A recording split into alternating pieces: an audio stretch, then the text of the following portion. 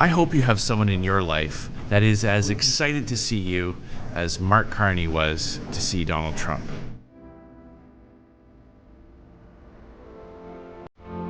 The merger of Canada and the United States. That wasn't where I was going.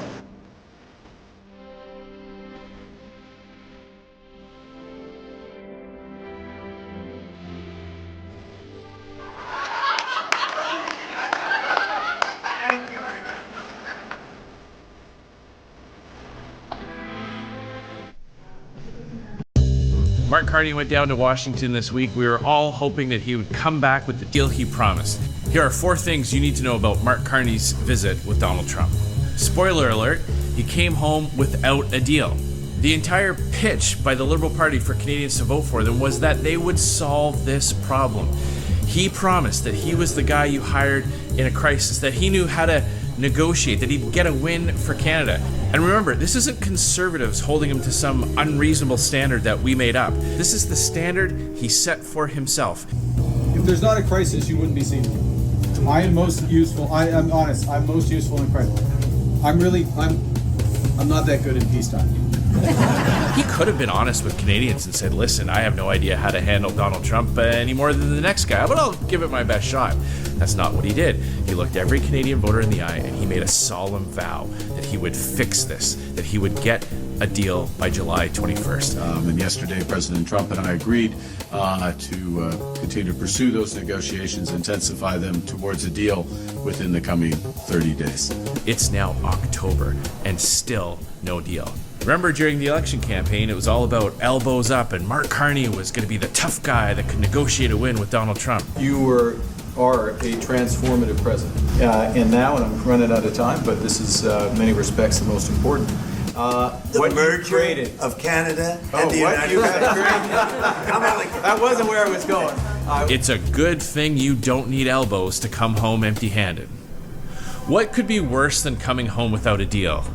How about promising Donald Trump that you'll send $1 trillion of Canadian investments into the United States? I know it's hard to believe, but watch this clip. We are the largest foreign investor in the United States. $500 billion in the last 5 years alone, probably $8 trillion in the next 5 years if we get the agreement that we expect to get. $1 trillion of our money? Mark Carney is promising to send $1 trillion Canadian dollars into the United States to build factories, sawmills, auto plants there instead of here at home. Now, what's his defense? His defense is that it's going to be private sector money, not better. What that means is that he's going to create the conditions here to send investment dollars there. Mark Carney is either going to provide an incentive to Canadians who invest in the US with either tax breaks or some other reward, or he's going to create the conditions here that actually drives out that investment. So for example, he's keeping the production cap, the industrial carbon tax, the shipping ban, and all of Trudeau's tax hikes, basically saying to Canadian investors, you can't make a profit here, so put your money to work in the United States. And he actually offered to Donald Trump that his policies would increase the amount of money leaving Canada for the US from $500 billion to $1 trillion. Well, we now know why the US president wanted this prime minister in power so badly. A weak leader whose high taxes and anti-development laws are sending billions of dollars and thousands of jobs out of this country. 86,000 jobs lost. And yesterday, the prime minister promised the president that he would increase Canadian investment in the U.S. by $1 trillion if he gets the agreement that he expects to get. Mr. Speaker, in exchange for $1 trillion of job losses in Canada, will he at least get an end to the U.S. auto tariffs that are killing jobs for our workers in Ontario? As the president said yesterday, the Prime Minister of Canada is a tough negotiator. We will get a great deal. Give me $1 trillion and even I will say something nice about this guy.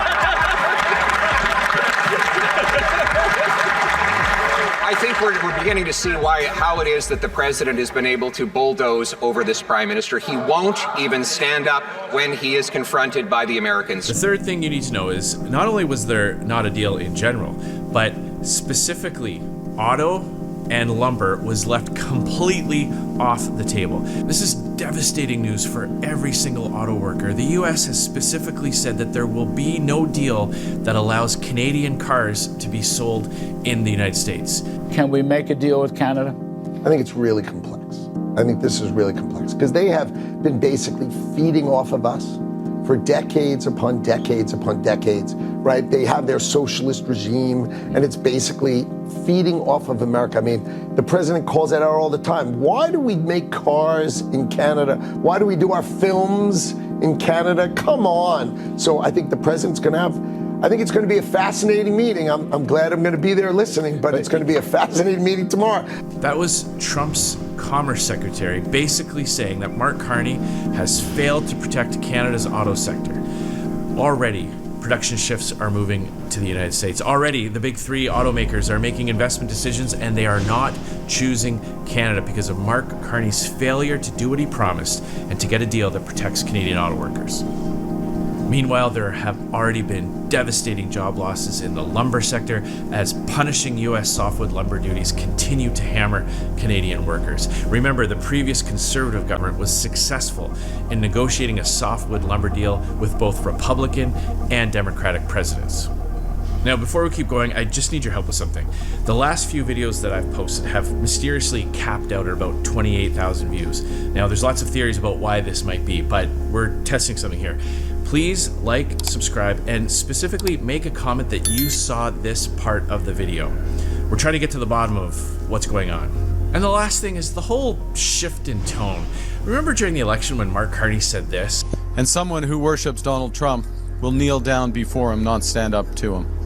Now that he doesn't need your votes, he kneels there like a pylon as the president skates circles around him, laughing and joking. Carney's smiling and winking as Donald Trump again makes jokes about Canada becoming the 51st state.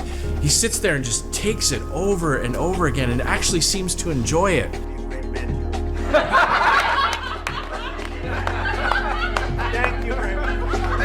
Donald Trump is killing Canadian jobs and making jokes about annexation, and Mark Carney just sits there and laughs along with him. You are a transformative president. That's a hell of a compliment. But the ultimate conclusion to this trip is it all makes sense now. It is now abundantly clear why Donald Trump specifically wanted Mark Carney to be Prime Minister.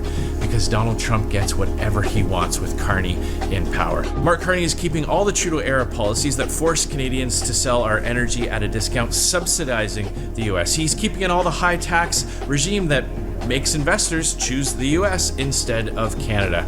And he specifically promised Donald Trump $1 trillion more of investment. No wonder they get along so well together. Mark Carney got what he wanted, Donald Trump endorsed him, and he won the election. And Donald Trump is getting what he wanted, $1 trillion of Canadian investment, putting Americans to work. You know, we started this off with a little bit of a joke about Mark Carney gushing over Donald Trump, but none of this is actually funny. Canadians